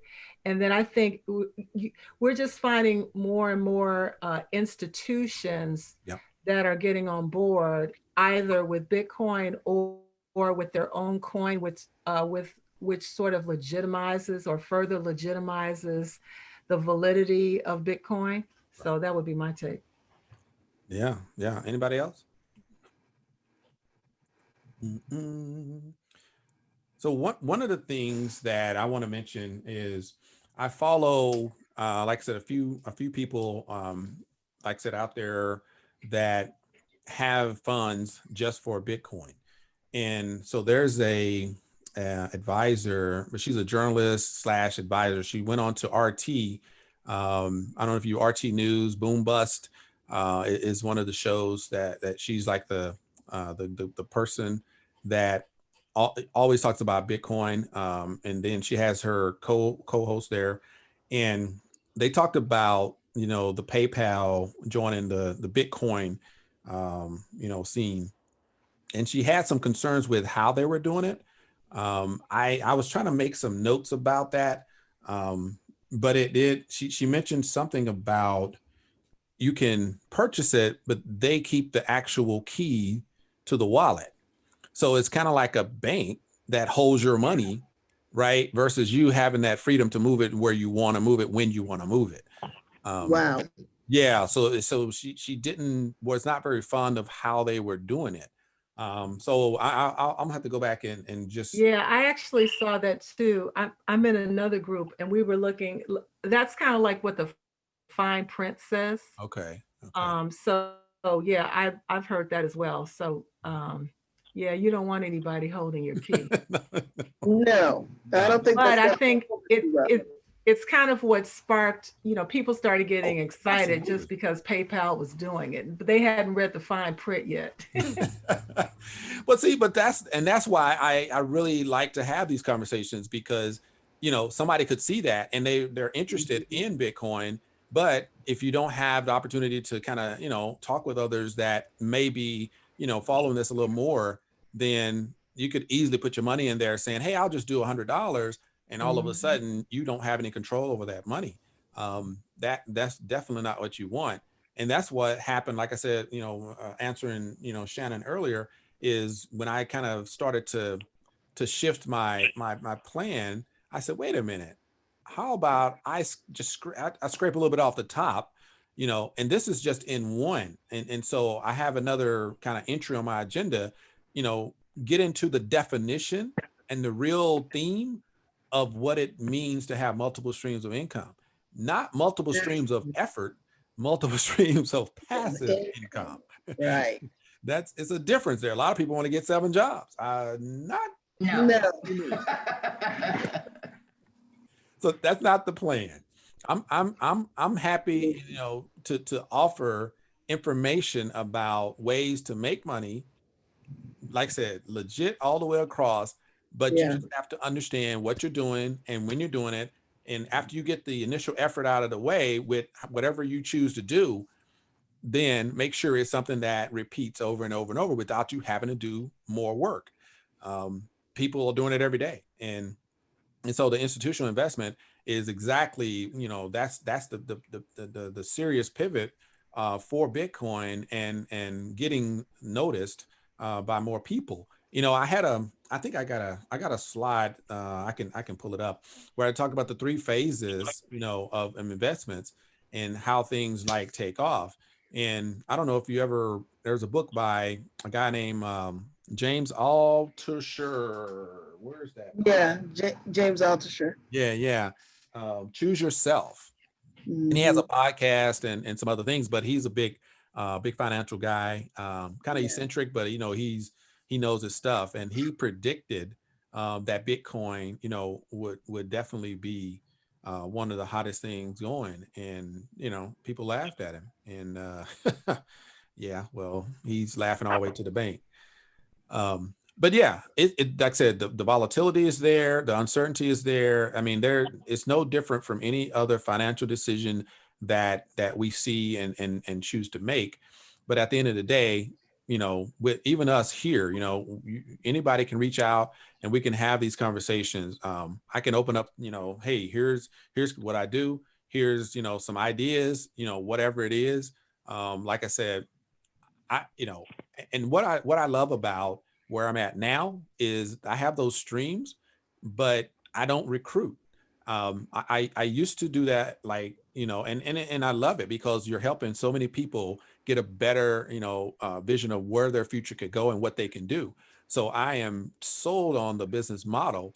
But at the end of the day, I knew that I have some other obligations that I'm focused on, and I want to see that money just keep going without me having to continue. And so finally, it's been working that way, and I'm thrilled to death about that. So I'm happy to offer, like, hey, if you're looking at doing something, then take this information over the next couple of days, and let's figure out, you know, how can we help you to get your first, you know, 1 Bitcoin or a piece of a Bitcoin. So the numbers, and I think Damon hit on it very well.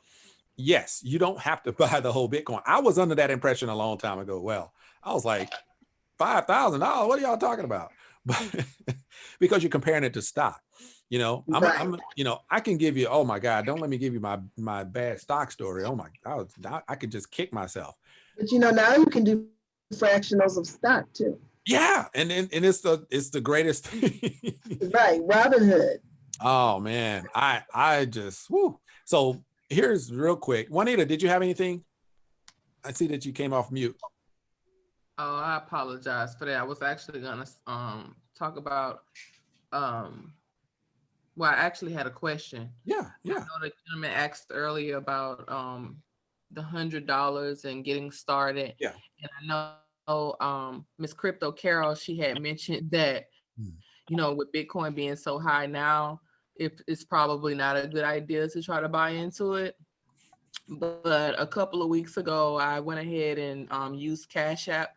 I didn't know that you could actually purchase Bitcoin through Cash App until just recently. So I didn't know exactly what I was doing. So I just went ahead and took $50 and put into it to see how it went, you know, in hopes that, I don't know, I magically get like thousands of dollars from that $50. But but yeah, I was just kind of confused with the process or whatever. But I guess my question is the same as the young man that was talking about the $100 for his kids. Like, I understand that you're probably at a loss now if you're just trying to put $100 in there. But I mean, isn't like something worth it's worth the shot of wanting to invest just a little bit to just kind of get started? Yeah, you put whatever. Like I said, I had a friend here in San Diego, real good guy. And like I said, not a lot of money. You know, I know he's struggling, you know, trying to take care of his family and everything. And I said, look, man, I hear you. Whatever we need to do, I'm telling you, you want to get some, you know. And he put $25 in there. And like I said, he saw it go down and he was like, oh man. And then after he left it, it went up. And so by the time he went back and looked, he was thrilled to death because now he got double his money and he didn't do anything else, you know? So that's the simplest way you can see a return on your money is put it in there. And one of the things that a friend of mine, he said he's coming on tomorrow, which I was going to highlight a little bit as well, is he's a real estate agent. He used to be one of my mentors when I was in IML, and he was definitely very, very strategic, and now he does some financial he's a financial specialist in life insurance and real estate and some kind of wealth management program he does. So really, really experienced. I've listened to him, you know, on different occasions. One of the things that he wants to talk about is dollar cost averaging. And so Coinbase offers that, but you can do it on your own. It's all it is you're putting a little money in every month into that account. And you may over time have enough in there to purchase one coin. It could be, you know, Litecoin, it could be Dash, it could be Bitcoin, it could be Ethereum, whatever it is, you can put a little bit in every month. And so, and that grows it. So, you know, so it's not a lot up front. You can just put a little bit every month and just let it grow. And, you know, if you want to kind of test it out that way, yeah. Well, yeah, that was my intent. I talked to my husband about it a couple of days ago, and he told me, well, you need to better educate yourself on the process. And if that's something that you're serious about, then we can invest more. But like I said, I just wanted to try it to see where it went and how to do it and everything. And like I said, when I saw your post the other day, I'm like, oh, thank the Lord. God is good. But yeah, I just want to learn more about it or whatever, so that not only do I learn about it, but I can convey the information to my family so that they can get on board too. Yeah. One of the things I will tell you, like I said, I had a few people that I talked to, and a couple of them they already invested. And Saturday, they want me to go in on that particular program. and talk more about specifically how they can maximize in that program. And so my intention is to talk generally about, like I said, just Bitcoin and the advantages of getting in, however you can get in. Here to help any way I can. And we have, like I said, the smart people on board that you can reach out to. So that's what we're here to do. But definitely, like I said, I did, like I said, there's a couple of folks that reached out to me, and I said, okay, Saturday I'll push it to Saturday because it's specifically about a specific program, so that's just one of those things that, for me, it's a consistent growth, and consistent commission. But it's just one of the streams that, that I choose to do. So yeah, I have, like I said, I got my stuff in Coinbase. I have in Robinhood, I do stocks, and Webull, I do stocks. E-Trade is where my main stock is, and that one is, it's amazing. I love it, and yeah, just really good opportunities to do different things. So those are all things we're going to talk a little bit more about tomorrow and the next day. Yes, Shannon. So, the program that you were just speaking about, Yeah. are you going to be able to show us on Saturday exactly how to go in and maybe make a purchase? Okay. Okay. Yep. So you will be able to, okay. That's what I wanted to know. Absolutely. And like I said, I'm okay with because it's like I said, some people will say, hey, I like that way to do it. Or you may say, look, I just want to do it, through one of these platforms and just get a little bit. I can show, I'll pull up Coinbase, I'll pull up Robinhood, I'll pull up E-Trade, I'll whatever you want. Saturday, I'm reserving it for, hey, however if you want to choose, if you tell me you're going into Coinbase, I'll go to Coinbase and we'll put it up and we'll walk through it.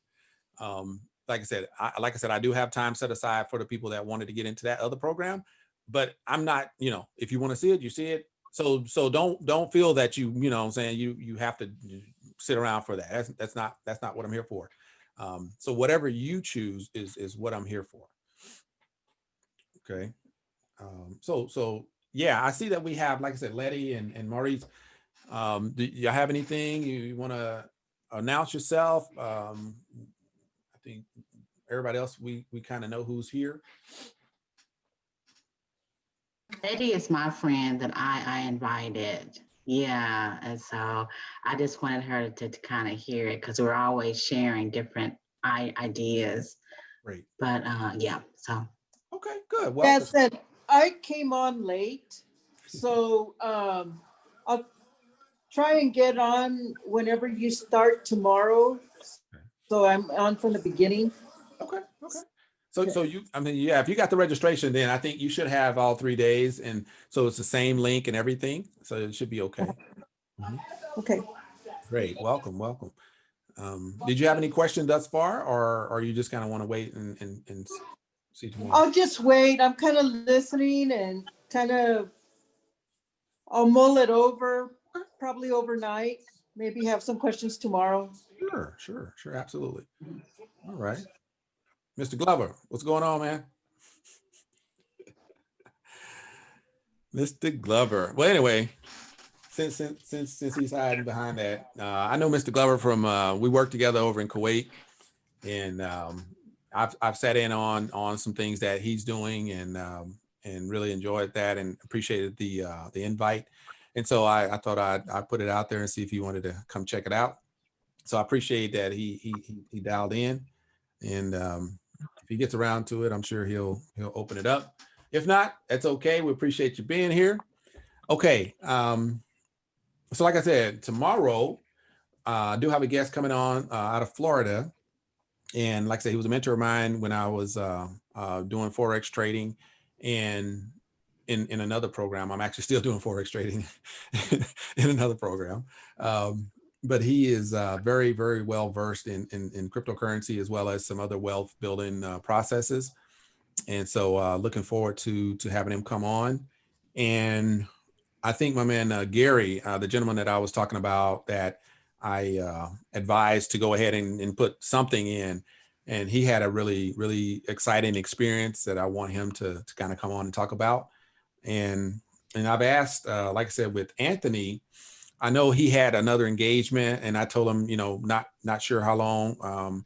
We'll try to arrange it, and so he had to go, and that's okay. But I appreciate him coming on. So tomorrow he'll be able to talk a little bit about kind of his story, and he has some really good information. I've heard the story about how he invested and was recommended to invest early, and really did really well, and was getting a continuous passive income from that.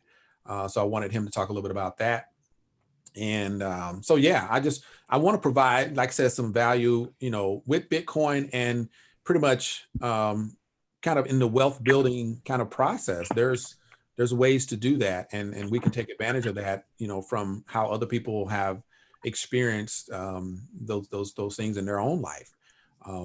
And so I'm excited to relay that information from my personal experience as well. And so I will go ahead and unless anybody has any more questions, I'll get ready to close this out. And okay, so one of the things. I think there's a question in the chat Oh, from Damien. He says, what is the difference? And I didn't want him to think that we weren't just answering it, but he wants to know what the difference between Bitcoin and Ethereum is. Okay, great. Great question. They're just two different types of digital currencies.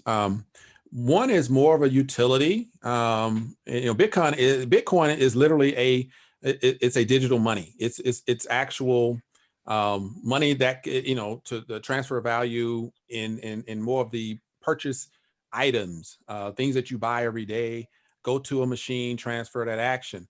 But if you want to like upgrade voting and stop some of the what you call malpractice, I guess, with voting, then Ethereum, with the smart contract aspect, is able to put in place mechanisms that are automatic, that takes no human touch.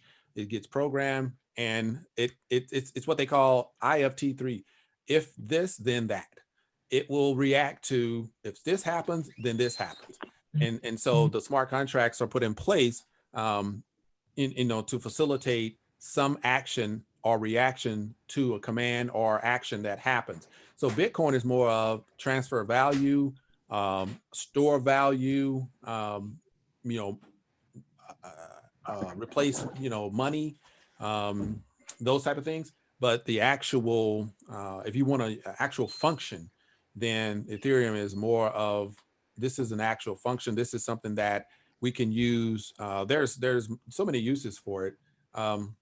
Like I said, you got property rights, so deeds. So there's countries that somebody just decides they're going to take your land because there's no paperwork, because maybe 100 years ago you had family that didn't sign anything, that just shook a hand and said, this is my land. But somewhere down the road, somebody decided that they wanted to say that's theirs. But if you had the blockchain and you used the Ethereum blockchain, then you could have that registered on that particular blockchain. And so Bitcoin is not used for that purpose, but then you have so many more uses and utilities for Ethereum. But they both have a blockchain, they just have different functions. I hope that answers your question. Yes, it does. Thank you. Cool. Now, the one thing about Ethereum, if investment wise, Ethereum has constantly and consistently been second on the market capitalization for value in cryptocurrencies. So that's another one that you can invest in as well. Yeah, I looked at it right now. It's at $649.94 United States. Yeah. So I tell you what, if and so one more thing, tomorrow we will talk a little bit about, like I said, maybe the top 10 cryptocurrencies, and we can get into the conversation about that as well if you want. the whole objective is to take it from today and we build on that. And I'll give you, like I said, we talk about definitions. I have a whole, presentation about what these words mean, and then get into some of the institutional effects and the relationship between Bitcoin and institutions and what it means to you and I. So we'll get into that as well. But yeah, definitely want to build on that. And hey, questions, hey, definitely, we appreciate the participation. Really, really appreciate it. So to close out, I know that I didn't talk much about myself, which that's okay, because we had the real deal people that I wanted you to focus on. But I'll just give you just real quick, Rashid Hill, that's who I am. My background and experience in this area.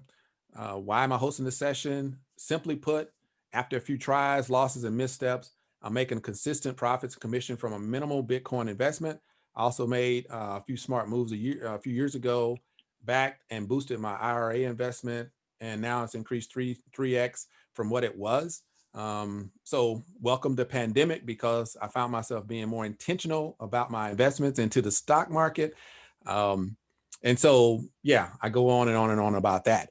You may see the moniker or the logo of Next Era Learning. If you register today, that's a new company that I created recently to really develop career strategies and talk about the future skill preparation and talk about investment type things from a very basic level, and then find some really smart people to talk about some of the more advanced levels. So these are some of the things that I'm doing, and hopefully we'll stay kind of connected, and you can participate in that as well. So it's just education on top of education on top of education. We get to a point where passive income becomes the natural course of our behavior. So without further ado, tomorrow, yes, we got a special guest coming in, talking about wealth management, talking about dollar cost averaging, how you can really build that wealth over time without hurting you too much. We're going to get into Anthony. Like I said, he has a good story about investments and how he really did well. And we have, like I said, a personal story. One of the guys that I introduced it to, and he really was excited and started seeing some gains.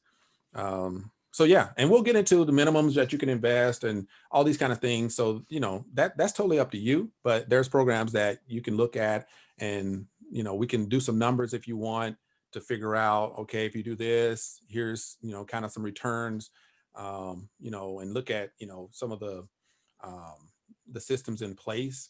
There's Bitcoin calculators, there's ROI calculators, so, whatever you want to do, we're here for that. And I want to make sure that you feel comfortable going forward in your mission to bring more wealth to yourself and your family. It's here, it's there. Hey, two things and we're done. Hey, pandemic came along. I don't know what you did, but there's two companies that if you didn't get some, I don't know what to tell you. It's too late right now. I'm just saying. With cryptocurrency, you can get it pretty much anytime. But stocks, it's a timing issue. Zoom and Amazon, hey, I don't know what to tell you. If you didn't get Zoom when it was $70, oh my gosh. Yeah. And here we are on Zoom. So anyway, it was a pleasure. If anybody got anything, hey, I'm here. Happy to address it. Going once, going twice. Okay, well, it was a great pleasure. I will be